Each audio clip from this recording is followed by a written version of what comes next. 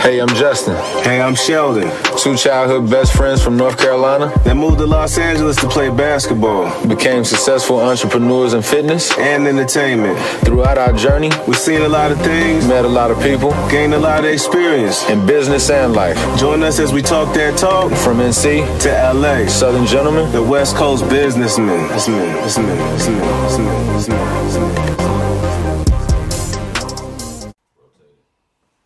Recording.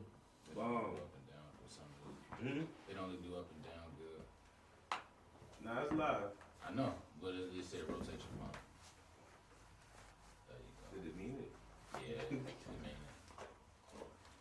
It make the lives look weird. What up? We back. We at it. NC to LA, episode 2. NC to LA. Alright, so how we do it? NC to LA. Shel Bailey. Justin Johnson. Know what time it is. Alright. Speaking to the mic so we can get that good sound quality. You know it. We loaded right now. We loaded today.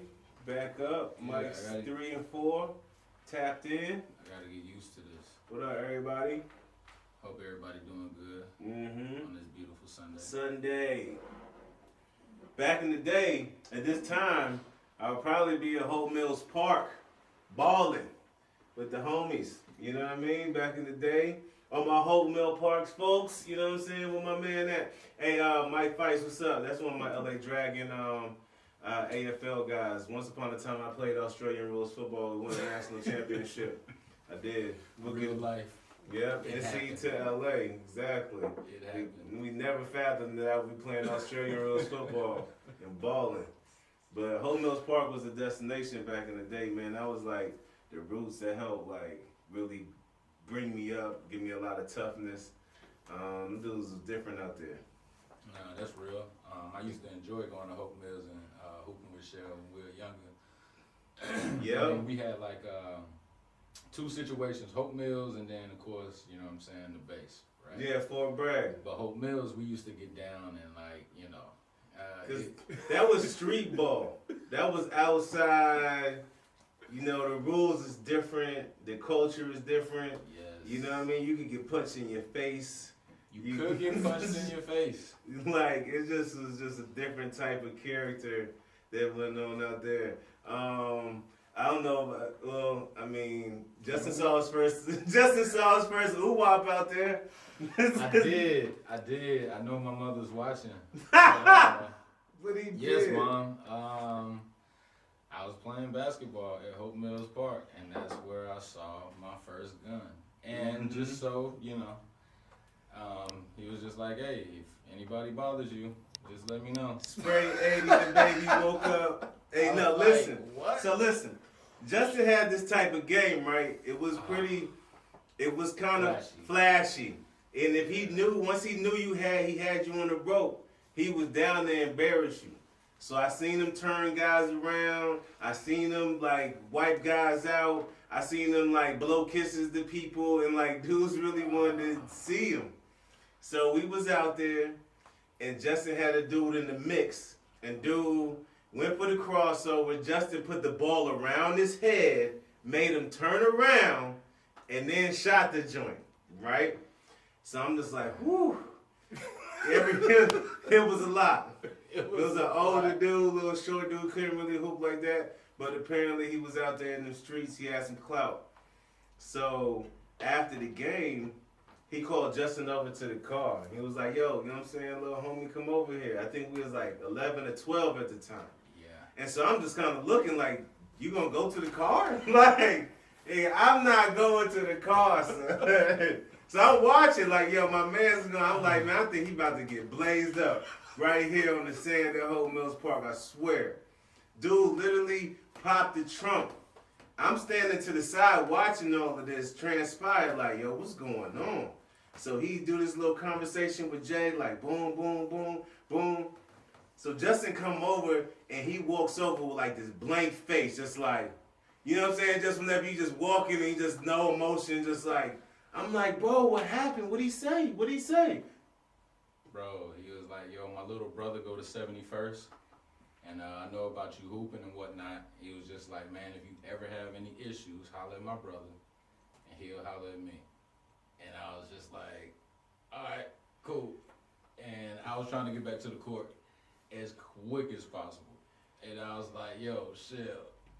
Told him the story. I was like, bro, what? And he said that he had the case. Yeah, so the way that it was is like it unfolded, and it was like an unfoldable like burner, you know, like a street sweeper, you know what I'm saying? So kind of scared, and then also just kind of like, whew, all at the same time. I mean, I was just like, bro, I may have to stop this. Yeah, man. But at the same time, you know, I was kind of wild. I was like, yo, we got the juice. We got the juice. We got a bodyguard. Yo, we got it. Yo, for real. All right, you mess with me and Jay, you might mess around and get sprayed, son. For real.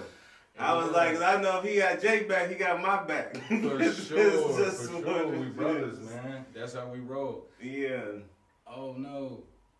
I'm not sure what happened with that. Yeah. Anyways, we rolling with this. But that was our upbringing, man. And there was a lot of guys that, you know, kind of like didn't believe in us hoop-wise whenever we was kids growing up. There was a lot of dudes that didn't really understand what was happening. Yeah, nah, for sure. I mean, having people to look out. Sorry about that. That's my boy Joe Udoji. What up, Joe? We're gonna do a special Infinite Trucking series joint, you know what I'm saying? Basketball to trucking. Nah, that's real. Only a couple cats really understand what that is, what that's about. But yeah, growing up in Fayetteville, man, the competition was stiff, but like also the character behind it. A lot of guys talked, a lot of guys got, you know what I mean, would want to see you with the hands frustrated, a lot of dudes heckled you or whatever, so you had to have a certain type of heart and character to even compete, let alone make it up out of there. For sure, man. Like, I mean, and that was the thing. If you was, I mean, I don't want to say soft, but if you were soft, it wasn't gonna work for you in the Ville. I mean, if you were playing at Hope Mills on base or anywhere like that, you most definitely have to have, you know, thick skin. That goes without saying. Playing in Fayetteville in general, you know what I mean, if you truly want to make it. So, I mean, I think we can attest, like, our toughness, hands down, came from playing in the locations and the different guys that we ran up against in the Ville. And, I mean, sometimes we had the opportunity to run up against, like, older guys that were actually playing and, you know, getting recruited. So, I mean, that was pretty dope, having those experiences. And, I mean, it made us tough out there. For sure, because we was either, if we wasn't playing with high school kids, we was playing with street dudes, or we was playing with Army soldiers as kids. And it just made you way tougher. The title of this episode is called D-1. And so where we were from, that was a conversation. Like, was you going D-1? Like, anybody, was you going D-1? Going D1 at the time, the scene, I mean, probably still is very difficult because it's only a certain amount of slots.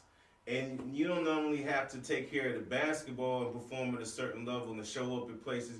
You also got to take care of your academics, and your lifestyle got to be proper, suitable enough that, you know, people going to invest these hundreds of thousands of dollars that these scholarships take. And so that was our determination that we was going to go D1. Obviously, like the league, but the thing was at the time going D1. D1, I mean, it was, and just think of it as, you know, stepping stones. First, you know, we knew that we wanted to be on varsity, and that was the thing that was going to happen for us. But, I mean, the thing that it was just kind of like, it wasn't a lot of guys going D1. That was, you know, guys were getting to college and playing, you know, Division II or, you know, mid-major or whatnot. Dudes was going to JUCO, all of that. Yeah. Yo, but shout out to one of the OG vets, Big Chuck on the joint. Yeah, Oh, Big Chuck, you already know, you know what I mean? He talking about going D1. Chuck Gilmore. Yo, ACC, you know what I mean? He set it up for the boys. For sure. I mean, like I said before, coming from 71st, we had a tradition, you know, a lot stronger than maybe the city, but for sure we had a tradition of putting D1 guys out. Chucky Gilmore, hands down, was one of them. Real quick story, why Chucky on the line, and I think my mom on the line too. She, man, we had, I was in the 9th grade, and we were doing media day. it was media day, and like my ninth grade year was only the second year that ninth grade was at 71st. So Michael Joyner, he ninth grade sensation, played varsity. I was coming up. I wanted to be, in that conversation. And Chucky Gilmore was the #1 player in our city. Maybe in the state. Yeah. Chucky was the guy. Since like 6th, 7th grade, Chucky, he was the dude. He set the bar.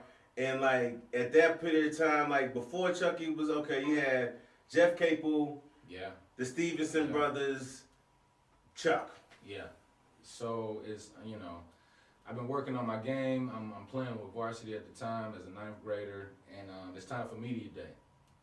And I remember our coach telling like, Jay, you gonna stay home for this, for this media day. And I'm taking all the older guys. And I cried like a baby. Like a baby, I cried. And I got home, and my mama and my daddy, they were laughing because they thought it was so funny. Like, you're in the ninth grade, even though you're getting love and people know who you are, do you really think that they want to talk to you over Chucky Gilmore? Or do you even think they even know who you are? And I was like, that ain't the point. I know they want to talk to Chucky, but I'm in the ninth grade. I was like, I'm going to be nice. Man, and it was just the funniest thing, but that was like the mentality we had. But again, shout out to Chucky, man. Like he held it down at first. I was there that media day. I was a ninth grader on varsity. There was 2 ninth graders on varsity that year. It was me and it was Kendrick Baldwin at Terry Sanford. Shout out to Kendrick. Yeah, Big Ken, Big Me Hook Ken with that jump hook and them tray balls. Man. Yep. So I was there. That was my first like experience of like a media day, a big media day. And there was some hype around me as a freshman coming into the city playing varsity at Southview. Southview being back on the rise in the conference. So that was big. That set the table for like the high school hoops for sure. Yeah. Going back to Southview, that was the very first high school. I think that was the very first high school game that I ever got to witness. My dad took me to the state championship where Mecklenburg played Southview. Jeff Capel was there. I had the opportunity to see him play. Jeff played a dude. And like I'll never forget one play. He's at the top of the key, he crossing, he mixing, and then he get loose, crossover, come down the middle of the paint, and then just banged it out. And that was his only banger of the game, the only banger that meant anything. And Southview ended up taking the championship, and it was dope. It was dope. Yeah, man, Jeff Capel was major. I remember my first Southview big high school game. Actually, no, I saw 71st play. And I saw 71st play later. So my first big Mid-South game was the Mid-South Championship, Southview versus Pine Forest. Southview versus Pine Forest. Jeff was getting busy, but it was at the end of the game. Jeff was taking the ball out, and he threw the lob to Andre. Andre did the little Shaq spin move, caught that joint. Like at the end of the game, live play, it was crazy. And it was the most phenomenal basketball play I had seen. I was blacked out. I said, I want to be a Tiger. I want to be a Tiger, dog. Andre Allen, you already know, Lee. Yeah, buddy. And I mean, what was funny, I think, I was at the game. I think I may have just met Sheldon. It was crazy. We was both at the game, but Drew was there too. Yeah, Drew was there too. The third part of this situation. So 3 of us that grew up together, me, Sheldon, Julian, all 3 of us were at the game, but I didn't know Julian at the time. I didn't know Drew. I think Shel and Drew, they were only friends at, what was it? Well, me and Drew was friends in class. Me and him was friends in the league.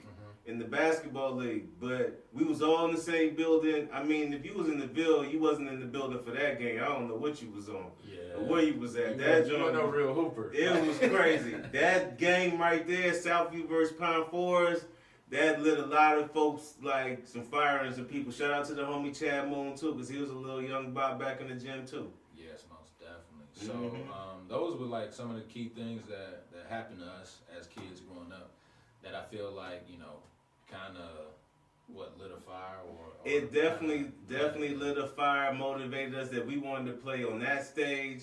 We wanted to be able to do that thing. I had never even understood, like, when Jeff threw that lob, like, I didn't even see it coming. Like, I just like, yo, and it was just like the most incredible play. And then I got to see the Stevensons play, and Lily and Sean Garner, because my aunt went to 71st for a little bit. And so between them two games, the energy, that 71st, them 71st games used to be so packed. Yeah. And like it was standing room only. I was a little bop in there, just like trying to see the court. And all I could see was just action, and whenever somebody dunked, like, right? I'm looking at the rim, like, oh. Yeah, buddy. And I mean, I remember, like, by the time I got to the 9th grade or the 10th grade, and I was just like so hyped. I was finally there. You know what I mean? Like, again, 71st had such a great tradition. That was the main stage in the city for us. And shout out to 71st, man. We took an L, unfortunately, but for what I've seen, man, we got a real tough team. They went to the state championship this year, so they carrying the tradition on. They 3A now, though. Yeah, I didn't want to see that. Like, but I mean, the it was always 4A, son. Like, man, what are we doing? Why is we 3A right now? I don't understand. What is the deal? I'm not happy about it. Justin played in the state championship game. I was there watching. Cheer. Oh, he's a little salty because they did lose. We did lose. It was a very close game. Yeah, we ended up losing by like 2 or 3 points. Two. Yeah. Two. My man's got stripped, and Mitchell Baldwin came through and freaking off. Oh my God. Michael Joyner, shout out to Michael Joyner, D-1, Florida State, was having one of the best games in state championship history. Came down to the wire. Yeah. Little Yeah. Mitchell came through, banged that joint and sealed it. I was like, dang, hurt my heart, bro. Man, one thing I could say about that game, what's up? And their coaching, they made ultimate adjustments. You know what I mean? And you know, I could say that had a lot to do with it. We were used to playing so free and just winning all the time. I don't think we made the proper adjustments quick enough. And I mean, in any game, that'll kill you. So, you know, it was a good experience for sure. We never forgot it. Mind you, I only probably lost like 5 games in my high school career. So, and one of them things was the Southview, baby. Yeah, one of them was the Southview. And that's that. You know, you from the Ville, man. You beat 71st, you remember it. You know what I'm saying? They remember that L. I can't remember who beat us. Yeah, right. He remember that L, and that one was special too. It was special too because on my camera, I was in the hospital with a torn ACL. You know what I mean? This is like, when I say this are my best friends, my brother, like, he was there whenever all of that went down. And so I tore it at the Holiday Classic. At the Holiday Classic, Justin and Julian were sitting right there in the stands and everything like that. Justin came through to the hospital to see me. He brought me a Slam magazine and an Icy. Then Icy was like almost halfway melted, but that's still banging. So he brought me a little Slam magazine to read. I was like, oh, okay. My mans came through. But yeah, Southview, they won that night, and they came to see me after the game. You know what I mean? It was Coach Miller, the twins, couple of guys. They came out there, and they was like, we got him, Shel. We got him. If you know Coach Miller, that was his voice. We got him, Shel. Look, 30 years of cigarettes and Coca-Colas and coffee. We got him. And no, not working out at all. Yo, they got him for me, bro, because they knew if there was anybody that we needed to knock off and I wanted to knock off, it was 71st. I cried my eyes out because I couldn't be a part of the game. They was ranked number 17 in the country at the time, too. Yeah. And we faded them boys off. Big time. We was up there, man. We played in a lot of dope tournaments, ended up going to Delaware that year, and played on the national stage. That was dope, for sure. And who was that? The dude from South Carolina, the crazy cross. Jerome Harper. Jerome Buddy Harper. Yes. So, I don't know if y'all know Jerome Buddy Harper, but Buddy was the truth. And he still, to me, to this day, has the coldest crossover, period. Yeah, nah, that's real. Jerome, his crossover was so dirty. And I mean, I can't even really describe it in the sense of if it was fast or if it was explosive. It was effective. And he was going to do it, and you knew he was going to do it, but you couldn't stop it. No. And he could do it at any point in time. I seen him cross somebody over off a rebound. Like, he caught the rebound and, like, whipped it from the air into a crossed over motion. The dude went for it. That's real. That happened. Buddy was crazy. Like I said, I played against him. So, it was, and I mean, fortunately, because of the size factor, I didn't have to guard him. Because he was like 6'5" with this crossover whipping. Yes, that was the thing. He was 6'5" with the most crazy South Carolina tops. Yes. South Carolina tops. And I had an opportunity, to play against him. And then I played with his younger brother. So yeah, Cooney. Yeah. Shout out to Cooney VCU, homie. Yep. Yeah. So we got an opportunity to play with each other and travel ball. Awesome. And then he ended up going to VCU. And again, full circle situation. He was playing with my best friend Julian Cable. Yes. You know what I'm saying? So Juju. the basketball community is a super small community of, We like to consider ourselves like an unofficial frat. You know what I mean? Like, you can touch down anywhere and be connected to some hoopers. If you play D-1, like, that connecting is there. Then whenever you play pro, it even go even further. You know what I mean? So basketball has always connected us, and it has been one of the greatest marketing, networking tools that we have, for sure. Yeah, I mean, I've met and had a lot of opportunities through basketball. That's why I have like a phrase, a ball gave me everything. And I mean, I'm talking about from the friendships that I still have today, the opportunity of receiving my degree through playing basketball on a full scholarship. And I mean, my current business of, training, it literally, a ball gave me everything. And I'm very grateful for all the opportunities. That's a fact. That's a fact. And so, like, coming up in this city, right, this kind of mid to small city, to achieve something in Division I was, it was hard. It took a lot of hard work anyways. And not just at, like, school, but you had to do the AAU stuff and all of that. But me and this guy supported each other throughout the whole process. You know what I'm saying? We was both highly ranked, highly touted. At the time, I was probably ranked higher or whatever, but he was in the top 100. You know what I mean? And we kept supporting each other. You know? For sure. I mean, at a certain point, we kind of saw our game starting to separate from a lot of our peers. And then along with that started to come, different accolades and different awards. And then, we started getting recruited and things like that. So then it was just like, okay, well, now what we worked for is starting to, manifest. Yeah. You know what I mean? Yeah. So it was just confirmation of like, yo, we just continue to do what we did before, and we'll continue to grow as basketball players. And that was the thing, like, but it wasn't any animosity, any jealousy. It was really support. Because I would tell him about my letters, and he would tell me about his letters. And so it was a little bit of a competition between, like, who was getting more mail or from where or whatever. But I was always excited, you know what I mean? I never hated except whenever he got a letter from Duke. And I was kind of in my, that's the only point. He got a letter from Duke. And I was like, yo, what you like? Like, what? Duke who? Duke where? Duke?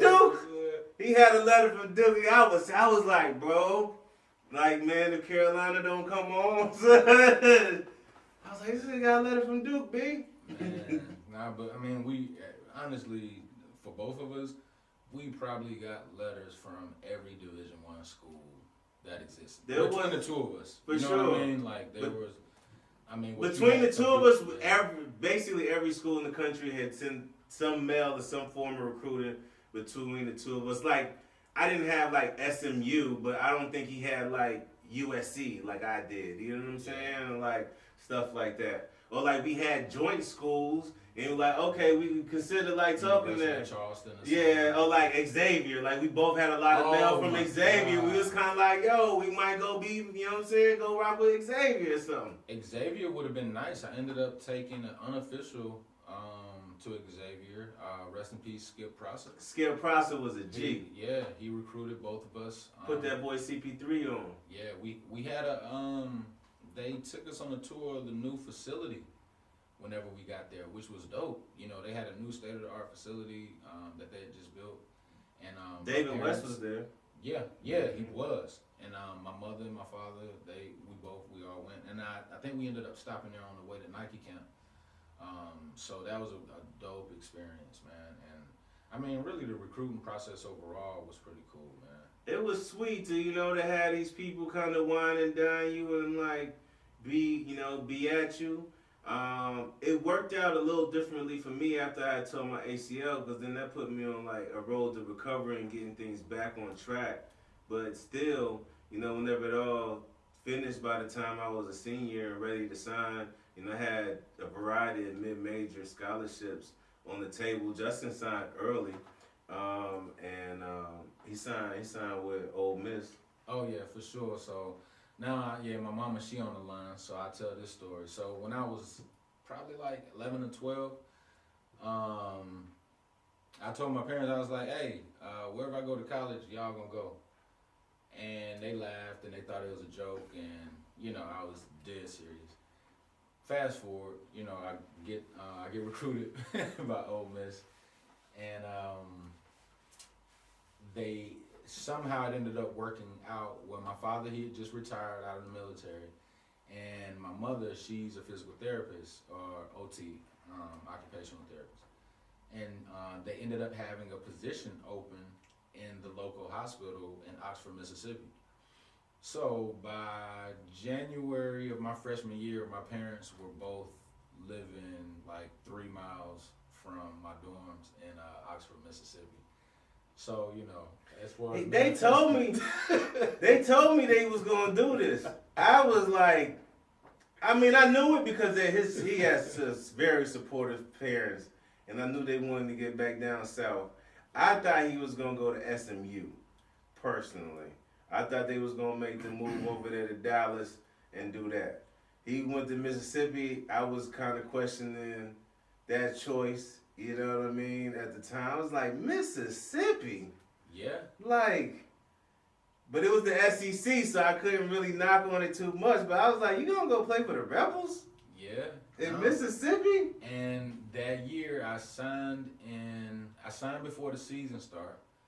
And Ole Miss made it to the Sweet 16. Sure did. They made it to the Sweet 16, so I looked like a genius picking Ole Miss at that point, you know what I'm saying? But it was a great experience for me. Speaking of Ole Miss right now, working the camera, you know what I'm saying? We got Bray Barnes. Mm-hmm.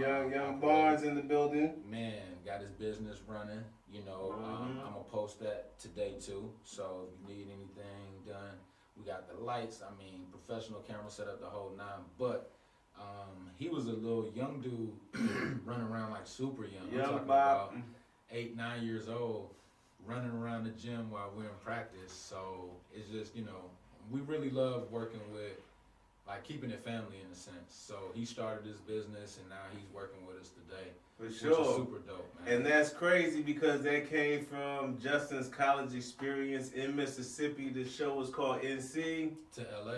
You know what I mean? And we got this guy. You got to play at Carolina, Duke, and NC State in the same tournament. That's real. That's real. And I'm talking about like the same floors that the college guys playing on. You know what I mean? So that was a crazy experience. Now, we fast forward a little bit when I was younger. I go to the Bob Gibbons tournament. My cousin Chris, shout out to Chris Simmons. Man, major influence in my basketball career. Major influence. Super athlete. Should have been D-1, but he still balled at Fayetteville State. Killed at Fayetteville State. So he was playing in the Gibbons when I was younger, so I was probably 12, he was 16, 17. And they played a team from New York, Riverside. Ooh, Riverside Church. What y'all know about the Riverside Church? Man, it was Lamar Odom, Ron Artest, And EB. Eric Barkley, Elton Brand. and Eric Barkley. So, like, I'm talking about like 4 of the nastiest, crazy, most talented dudes on the same team. All 5 league. And they literally ran my cousins out the gym at Duke, at Cameron Coliseum. And I mean, it was just dunk after dunk after dunk after dunk. I promise, at that point, watching that game, I was questioning my basketball career. I was just like, at 12 years old, yeah, I'm dominating, but, you know, like, that looks different. L.O., Ron Artest, and Elton Brand is, first of all, very big people. Huge. L.O. is 6'10". Ron Artest 6'8", like 240 in high school. Yeah. Elton Brand like 6'8", 250 Yeah. in high school, bro. And Eric Barkley was the quickest little thing with handles you had seen. Yeah. Period. No, they had the most ridiculous team. Like I said, my cousins, they didn't have a chance.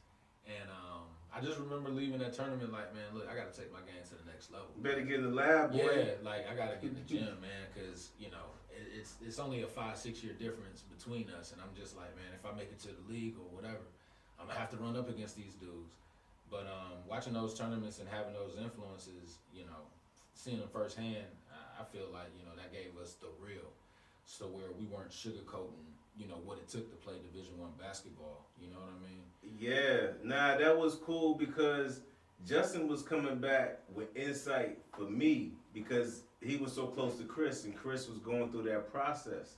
So I was peeping, you know what I mean? And he was giving me gems on like what was going on. Oh, they played here, or they did this. I remember whenever Chris decided to, you know, that's how close their family is. Like Justin family moved for him to go to college in Mississippi. Justin's cousin moved to Fayetteville to go to college where his family was. And so there's just a really unique type of like closeness and like close-knit thing that y'all got going. Nah, I appreciate it. And I mean, you know, I love my family. You know, I said screaming from the top of a mountain. You know what I'm saying? I love my mama. I love everybody, you know, because, I mean, we've always been tight. We've always been a tight family. And super supportive. So I was grateful to have Chris in Fayetteville to witness his college experience as I was going through my high school experience. And just really getting an understanding of like, okay, well, if my cousin is playing at Fayetteville State and I'm talking about, you know, playing D-1, like, what do I need to do? Because at that time, I mean, he was like my basketball god. You know what I'm saying? It was just like whatever he could do, I was trying to do. And you know, like bounce. I said, crazy Dumb athlete. bunnies. And I mean, I wasn't able to beat Chris until probably like until he stopped playing basketball, maybe. But them pickup games though, them pickup games with Julian brother Chris and your cousin Chris, like which was crazy because they was about the same age and they was both named Chris and they both was like our old heads that kind of like helped raise us, honestly. Yeah. Like them games in the backyard shaped a lot of character for us too. No, for sure. And I mean, we played every day. Every day. Like, I mean, we played so much. Like, if we had like a family vacation and I couldn't play basketball, like that was the only time that I really got in trouble because I was like frustrated and I have an attitude. Like, we on family vacation and I got an attitude because I can't hoop. And my mom would tell me, you know, like, all right, we're going on a family vacation. You can't play for 2 days, so get over it now. And I'm like, oh my God, it used to be the worst thing, but we played basketball every single day. All we wanted to do was hoop. We wanted to hoop, bro. It didn't matter. Like, we going to hoop at Fort Bragg. We're going to hoop at the park. We're going to hoop at Southern Pines. That used to be the best when we used to go to Southern Pines because we could hoop all day. Oh, my God. And it would be like different family reunions come. So, like, it would be different runs. You know what I mean? This family would break real quick. You know what I mean? Or this family would break and we would get these runs. Or we had the 3 of us to keep hooping. Like, we would just hoop all day. All day long. Literally all day. Go have some lunch. Go have some breakfast with me, Mom. Come back, hoop. Yeah. Go have some lunch. Come hoop. hoop all day to the afternoon, clean up the park towards the end of the day, and that was it. And that's really what helped lead to Division I scholarships and all that. But it was a lot of cats that used to be like heckling both of us, man. You know what I mean? Dudes used to be in the gym like, you ain't going D1, you ain't going D1. I'm like, I'm going D1. You know all this mail I get? Like, you know what I'm saying? Like, what are you talking about? Like, you don't even, like, you have no idea. My dad used to be like, don't get into that, Shel, don't get into that. Like, just play ball, just play ball. I was like, this nigga told me I'm not going D1. I got 200 letters at the crib right now. You know what I'm saying? Like, what did you tell? You didn't go D1. Yeah, don't put your shortcomings on me. Exactly, brother. I'm going. But coming out of that small town, we didn't realize. Yeah.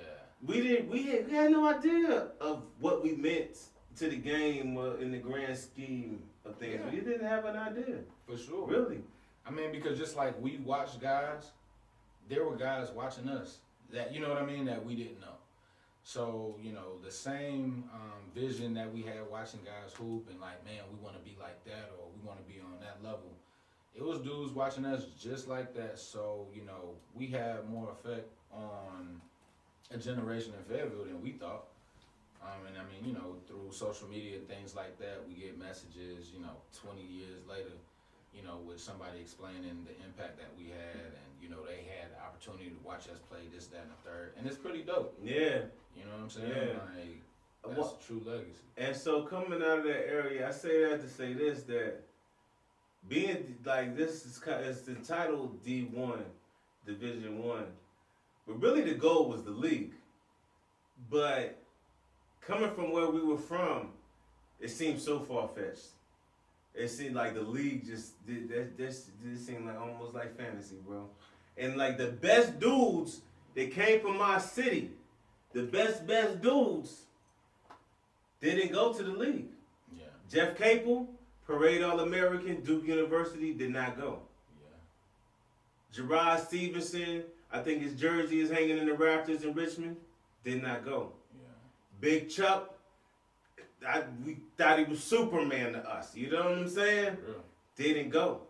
So the mentality was like, dang, like maybe we even setting our sights short. Yeah. You know what I mean? But being in LA, when we came to LA, first Drew League game, we out there's 5 NBA players on the court. Yeah. They all from LA. Yeah. Like, dang, so the league is like right here, bro. Yeah. Like we played in summer league, autumn, like we get to LA first game, seriously. It's NBA cast right here. Matter of fact, Byron Russell was on our team with the Hollywood Fame. Yeah. Yeah, and we practiced at the LA Clippers practice facility. Yeah. As well. So when we came to LA, like the concept of the league changed because I'm like, you got 2 NBA teams here. It really did. We came from Fayetteville, North Carolina. The best bet we had was the Fayetteville Patriots, and that was years. Like and the Fayetteville Flight, and all of them cats. Like we came to LA, I was like, yo, the league is like way more tangible than we had ever imagined. Is that right? Nah, it's no question. Just because, for one, you have so many teams coming through. You got the Drew League, and then, you know, LA is LA as far as, you know, the lifestyle. So during the summer times, guys come out here to work on their games, and then they get to play in the Drew League, which, you know, is just like playing in a league game because of because of the level of talent that's on the floor at all times. So, you know, you playing in the Drew, and nobody's letting up on you, you know what I'm saying? Like, everybody's giving you their best, you know. And then, I mean, really in the Drew, you could use Drew footage and get a job.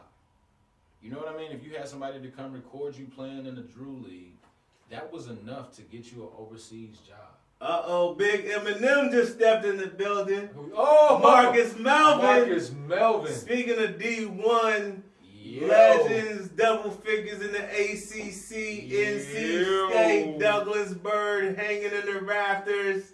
Fist in the sky. Come on, get out of here. Put your fist in the sky. Man, we should have all been aiming at the show, bro. We cut ourselves short because we was from that little small ass town. Yeah. We came out to LA and realized. But one thing that I did realize that a lot of that we did lack, a lot of the dudes in LA, like in high school, all of the top guys, they used to work out together. You know what I mean? Like they would have these different trainers, and you know, dudes would put them in the gym, and I mean, they used to really work out on their game. Like we used to see each other at Fort Bragg or you know, local gyms or whatnot, and we would play pickup, you know, and that helped out a lot. But these dudes are working on handles, jumpers, you know, as a crew. 6-7 of the top dudes in the city. We all in there. We all in the lab, helping each other get better. So I mean, no hate. Yeah. So I think about like, I mean, okay, so think about it. We had workout sessions where it's me, you, Julian, Marcus Melvin, Dion Dixon, Tony. You know, like on a all regular D-1. basis. Like, who knows what would have happened? Yeah. So that is one I thing didn't that I even. think is dope. That's the thing. I probably should have been training and working out with Marcus more. But like, listen, that's one guy that made me compete for real. Marcus Melvin, 6'9", lefty Smooth. with a shooting strap, crazy handles.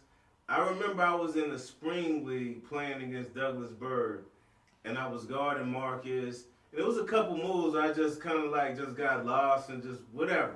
Had a solid game, and I remember the coach from UNC Charlotte came, and he was just patting me on my back, telling me like how good of a game I played. And I was just kind of like, I was mad because I was like, nah, I feel like Marcus got off a little too much. Yeah. Like, I don't like it. You know what I'm saying? And like, if I want to play at the next level, Marcus Melvin cannot get off on me. Like and he was just like, and I had like 18 that game or whatever, and the coach was just trying to like explain some things to me. And like, you know, Marcus, of people, and like all of these people led to guys like Eric Maynard and Dennis Smith Jr. And those guys having success, you know what I mean, in the league and stuff like that. Division I success first.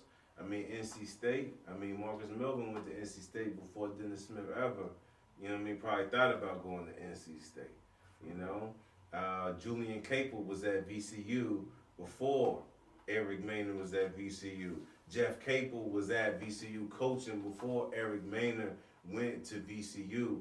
So it is a connection between the Villanelle area, you know what I mean, from the prior generations to what's going on now. And I feel like I want to give a lot of our guys homage before we get out of here, and while we even got some of this athletic juice still left. Like, we got to get it in, we got to connect. For sure, man. Just show the youngins, you know what I mean? And like I said, just, I think like it was somewhat of a guessing game on how you achieve the D1 level as far as the full package, as far as, you know, having the grades, passing your SATs, you know, and then on top of that, working out and attending the right tournaments and being seen by the right coaches. So, you know, I think having those experiences now is just like, I mean, most of my family played D1 at this point. You know, my younger brothers, they played Division I sports because they understood, you know, how to You do think, it. hey, come on, like he went first. Yeah. Several years ahead of time. Yeah. So. And then they wound up being Division I guys too. I got a young son right now that's on his way to becoming a Division I basketball player himself. You know what I mean? So D1, but it really came from the grind in Fayetteville in North Carolina and really earning those stripes, earning the respect of guys like Adam 12 Lindsay at the park. You know what I mean? Shaq at the park. My guys Derek, or going out there and running up against these soldiers. Y'all was over there at Westover Park a lot too, though. I didn't get to make it. You used to be calling me like, Shel, it's crazy over here. I couldn't get across town in time, though, ever. Yeah, like, yes, most definitely. Westover, outside courts, we used to get down. And there we used to roll with like 4 or 5 of us. You know what I'm saying? It'll be me, Mike, Tony, Dion, and I mean, you know, we may pick up somebody or you might slide with Deion Brown or something like that. Slide with Deion Brown or Melvin Mackey. Shout out to Mel. Melvin Mackey. Yeah, Mel had that work for real. Mel, me and his one-on-one games, probably like You and Mel in the driveway was a thing. Was Mel a helped thing. sharpen you a lot in the driveway, down. and y'all was both about the same height with the bunny. Y'all was working on y'all bunnies and all of that. Melvin was a cool homie, man. Yep, Mel, for real. I mean, and he may not know, but for sure the thing was I was pretty strong and I had like a nice mid-range. Mel was super quick, athletic, and he had a crazy mid-range. So our one-on-ones just kind of prepped us for any type of guard that we ever ran up against, because if he had a stronger guard, he knew how to counter. You know what I mean? Vice versa. If I had a smaller guy, it's like, all right, cool, I got to really use my strength, body him a little bit, beat him up a little bit. But like Mel was nice. Yeah. Super nice. And I don't think he gets enough credit. For not with here, how he was in the Ville getting it in and doing this thing. Shout out Melvin Mackey. So Jay, whenever it was time for you to decide, because you signed early at Ole Miss, what was the deciding factor to go there? Because you had a variety of scholarships on the table. To be honest, it was alright. So like out of everywhere that I went to, it was only one other place that I truly wanted to go that showed interest, and it was Clemson, because I'd been there several times and just experienced the campus. And I mean, it's ACC, so I got to play against all the schools that I grew up watching. So like that was a factor. But then it was just like, okay, well, if I go to Ole Miss, I get to play LSU, twice a year, and that's where my family was. My grandparents, they lived in Louisiana, so playing the SEC schedule, at minimum, they would be able to watch me play on TV. So that was like a major factor. Bro, I always thought you was going to go to Clemson, fam. Like, you had the connection over there at Clemson. Yeah. Like, and then you was a Clemson type of guard. I didn't know that during recruiting. You was, come on, man. Yeah. T-Mac, Terrell McIntyre. I don't know if y'all know Terrell McIntyre. Y'all might need to go look in the crates. Y'all might need to go. Him up right now. Y'all might go Google some stuff, whatever. T-Mac, Terrell McIntyre, Rayford, North Carolina.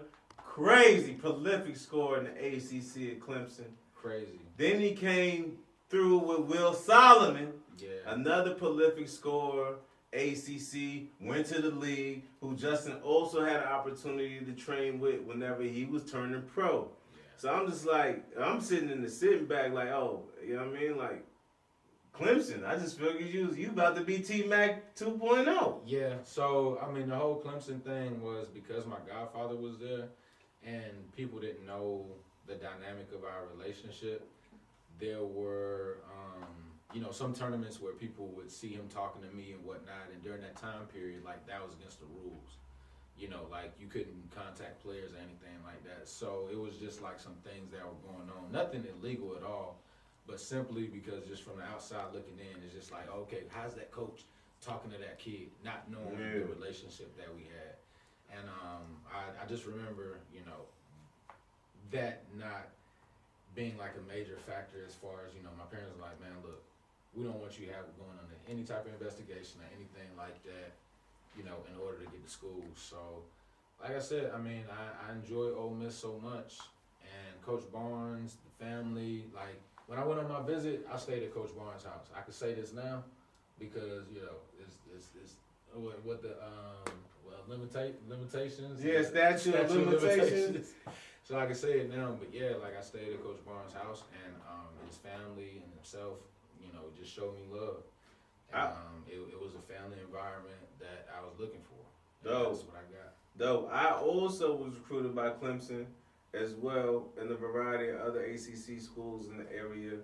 I had a weird interaction with them because I went on a visit and I was on crutches with my ACL, and I just didn't really feel like I got the proper attention. But Justin's godfather came and saved the day. He was, I didn't know you was out here, Shel. He was like, man, we ain't here winding down these bums. He was like, you way better than all these guys in here. He was like, man, my bad. Come on, man. Listen. And he came through. Because me and Pops were salty. Yeah, we just drove all the way down to Clemson. You know what I mean? And somebody kind of brushed us off. Although they see the dude in there with some crutches and thought it was a rap. It wasn't a rap. It wasn't a rap yet.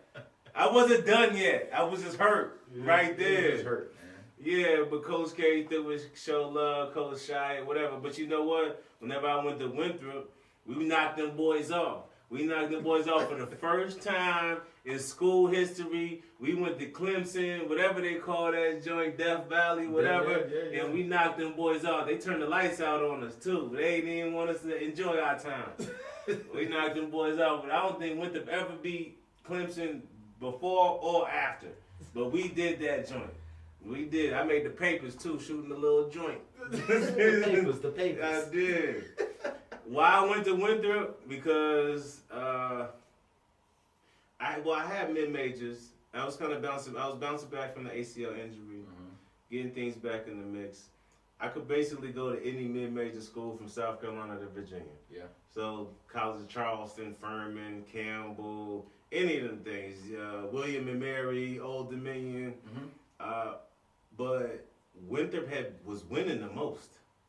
They were winning the most.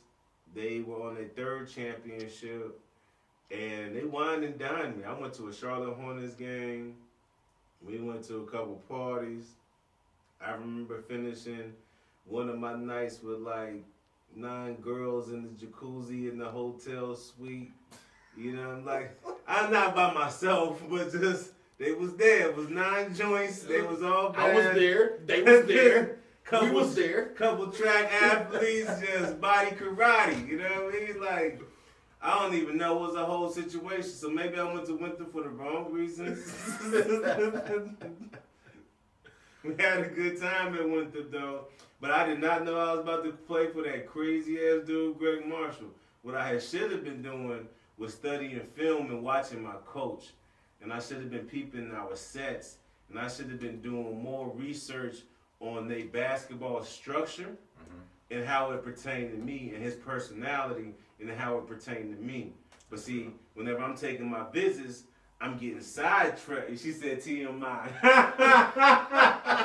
Yo, mama. TMI. Anyways, so I just, you know, it kind of like, they had all the glamming. They had my name on the big billboard, scoreboard thing, Shel Bailey, Rookie of the Year, and all this other stuff. And I didn't really understand about Coach Marshall, and I didn't really drill my teammates about Coach Marshall and who he was and what he was about. And but I did. One of my best buddies to this day, Ivan Jenkins, decided to go there. And whenever Ivan decided to go there, that was like kind of like the next thing. Between that and the girls and the championships, I was like, championships, girl, okay, we get to play with Ivan. All right, we good. Like, it was a wrap. Because it was that or go to I don't know, I didn't really want to go to anywhere else. But I love North Carolina, and I know we say the Carolinas and know this, yeah, well, maybe a little slight. But I don't know, North Carolina's the better Carolina. And I had to cross the border and not realizing that, them 15 minutes from Charlotte to South Carolina make a difference. For sure. I was not in North Carolina anymore. I was in South Carolina. And this show was called NC. To LA. Exactly. So, I don't know if I ever should have went to college in South Carolina at all. And maybe that's why he didn't go to Clemson either. Yeah. But he went to Mississippi. Bro, that's what I'm saying. Everything was smooth out there. It was way better than you think. Better than South Carolina. Just so you know, 4 years in Oxford, Mississippi, and I was never called the N-word. Never. It was all kind of N-word stuff going on in South Carolina. I believe it. They were still waving it. So, this Division I college, all right, I'm in college. They still waving the Confederate flag over the state capitol. It was we were the rebels. They was the rebels. We was in the South.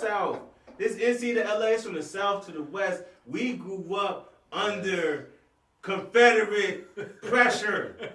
Ku Klux Klan. Real talk. Even though we got treated well because we was athletes, but it is what it is. It was a real thing. No lie. Like that was like some real like you had to like ball under like some racial pressures. That's for real. sure. But luckily for this guy, he had a black coach. That helped. I out did a lot. not. I had a white coach from South Carolina. That And helped out a it lot. was problematic for sure. Then after so it's March Madness. This is why this for one is March. It's March Madness, and this is Division One. But we also became Division One basketball players. You know, throughout whatever struggles and triumphs we had, we made it to that particular goal. And a lot of guys from my area didn't make it to that goal, and they wanted to make it to that goal, for sure. Your first NCAA experience. I played in the NCAA tournament my freshman year whenever we won the Big South Championship, Big South Conference Championship. We had to play Duke University in the first round. Loaded Duke team with 8 future NBA players on it. But overall, it was still such an overwhelming experience to play in front of 30,000 people on national TV, etc. And to call my mans and be like, yo, Jay, be playing like in the tournament. He told me whenever they was playing in the tournament, we both got the same NCAA watches and all of that from that joint. You know what I'm saying? Like, it was a whole deal. Nah, for sure. We ended up, my NCAA experience, we were in Pittsburgh, and we ran up against UCLA. Oh, my God. They had... yeah, we played Duke and they played UCLA. UCLA like, when they had pick your Matt poison. Barnes, Dan Gadzuric, with like the center, the 7-foot. Dan Gadzuric was dunking on everything. Yo, Billy Knight. Yeah, you know what I mean? Rest in peace, Bill. Cedric Bozeman. He was a 6'6" point guard. With the fro. Like, well, what was going? So, and long story short, we got blasted by 20 plus in Pittsburgh. That was my first NCAA experience, and I mean, to be honest with you, I enjoyed it. I hit a 3. I got in the game. Coach, shout out to Coach Barnes. He put me in the game, and I hit a 3. So you know what I'm saying? I got a tray ball in the NCAA tournament. Oh, look at this, Oliver Mosner, young O. So from NC to LA. This one of our pupils, one of our little pups, little puppies and little babies, and little baby guy. Just a little dude. Yeah. Now he's a world-renowned EDM DJ. Doing festivals. Come on, playing festivals. professional poker, but he had no music swag, 0% until he met us. None. 0%. Oliver. 0. Man, Oliver Mausner, like his music game was horrible. But I I mean, he was in the 9th grade, 8th grade, you know. But I mean, just the people that he knew about. Jewish beach kid. So I had to put him on Nas. When I put him on Nas, it like opened up his brain, and then I had to go hoop somewhere, and so Justin started working with Oliver. So whenever I came back, by the time I came back, Oliver listening to The Firm, he listening to A's, like Mobb Deep, all this other stuff, and the next thing you know, he's a world-renowned DJ. And I'm like, I wonder why. Man, got it in. So no, that was pretty dope, man. Yeah, for sure. Oliver worked really hard. We was working to get that boy D-1 for sure. Yeah, we was working real hard to get him on track. But he did get to college, and he did play college basketball as well. So in some ways, you know what I mean? Like, he connected to the Ville too. For sure. Nah, he has a toughness about him that only, you know what I'm saying, a Ville hooper has. Mm-hmm. Especially like being a shooter. Mm-hmm. You know what I'm saying? We Like, could pull him up. He could slide to Hope Mills Park and get wrecked in. Oh yeah, most definitely. We could take him to Fort Bragg, you know what I'm saying, and let him get nice. So shout out to O, man. Yeah. Omas, matter of fact. Omas music. Okay, yeah. Oh, I gave him yes, his music. name.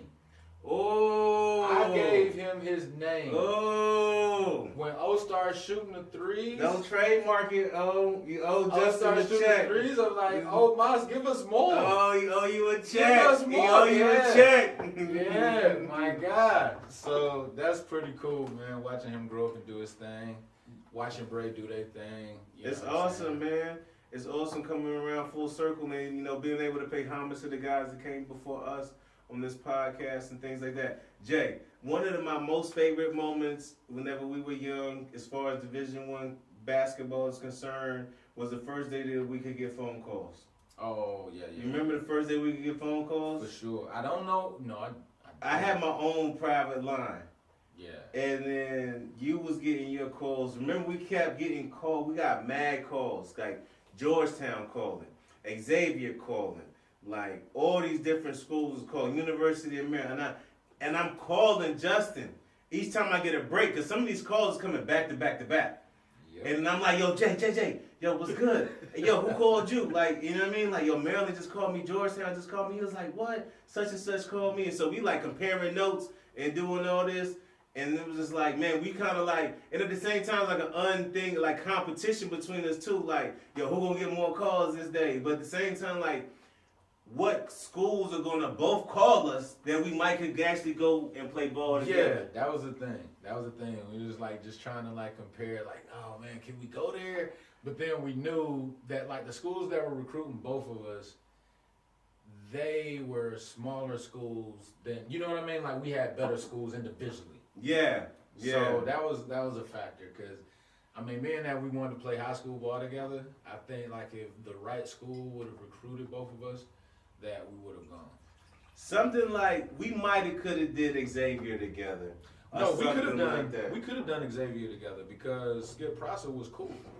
Skip was like, you know, he was a player's coach. But then I did have the knee injury too that kind of threw a little cramp in things, and so I feel like you kind of had a bit of higher options right at that time. At the peak of signing. Yeah, at the peak of signing towards me, you know, towards the end of my senior year, deciding to sign or whatever. And I mean, I even considered going to Fort Union Military Academy. I took a visit there too. It was putting dudes out though. They really was. The whole squad was D1. Yeah. Whole squad was D1. They were putting dudes out. For real. Dudes like Jason Parker went to JP. Come on, man. One of the most prolific score rebounders in NC high school basketball history. He played with us one day. JP was in the car with us. Shout out to my daddy. He was taking us to a tournament, Bob Gibbons. JP was in the car. And I remember, like, you know, we was talking trash and Pops just, you know, grabbed his arm. Like, man, what you gonna do? And JP, you know, he was he was cut up. He was like, man, what you... He was like, what you over there lifting? I think he probably deserves a movie because Jason Parker got some of the most iconic... I don't know what kind of... He just got stories that are just myths. Mm-hmm. That I want to sit down with JP and, like, break down the myths from the real. Yeah. Like, what was real what was truly going on. Like, because... He just seemed like a real monster of a man as a child, like in high school, like on a different type of time. But even JP didn't go to the league. Yeah. He didn't go to the league. And I'm telling you, this dude went for 38 and 14 in the NC State championship game. And played at Kentucky. Yeah. And did not go to the show. Yeah, so D1 is an accomplishment, for sure. My pops will never forget JP, ever in life. That's always the funniest conversation. And his pops roughed a lot of people. Yeah, he roughed a lot of people. He roughed me as a kid a couple times. Mr. Johnson, I remember whenever you took my Starburst after the movies. They were authorized. He on there. He watching. Jay. They was authorized, bro. My family gave me that extra bread. He was like, give me them Starbursts. Y'all ain't been up eating candy all day. Your daddy wouldn't let you eat all this candy. Your grandma, I think they would. He was not trying to hear it. I think he just wanted my candy in the first place. He probably ate it. Of course he ate it. I asked Justin later what happened to my Starburst. He was like, man, your daddy ate it. My daddy ate it. He said, come on, Shel. Mr. J roughed me for my candy. I was a child. I was a kid. Oh, my grandma gave me that extra dub. I was like, boom. My grandma gave me that candy. Come on, man. He was like, give it to me. Give it up here. Never gave it back to me. I remember. I never forget it. Yo, I never forget. I was a I was stuck in the middle. I was just like, I was a rebellious kid too. "Ah." But it was one person I wasn't about to try give no type of attitude was Mr. Johnson. Yeah. Period. No. He had roughed me in the backyard enough to know I know. that I did not want to smoke at all. Nah, man. 0%. Nah. So yeah, so that's another factor in our NC to LA journey. Man. You know what I'm saying? Which For has sure. always been dope and memorable. Yeah, but it was amazing to be able to go through the journey of trying to accomplish college basketball dreams and staying in contact with Justin through college. So our next episode will really be, the college experience. You know what I mean? Like we went D-1. Pardon, that was a door slam. We did accomplish our goal of becoming Division I. We did all the things that we needed to. We checked the boxes We did. and all that, and we got to college. No, we did. We got to college. graduated. And he got a criminal Justice. and I got a political science degree. Yeah. So when we say in Division I, we didn't just play in the NCAA tournament and play Division I basketball. We actually are educated young men For sure. with bachelor's degrees. You know what I mean? That's a fact. We did Jack that like that. So this is Division I, NC, to LA. Sheldon Bailey. Justin Johnson. Let's roll. Peace.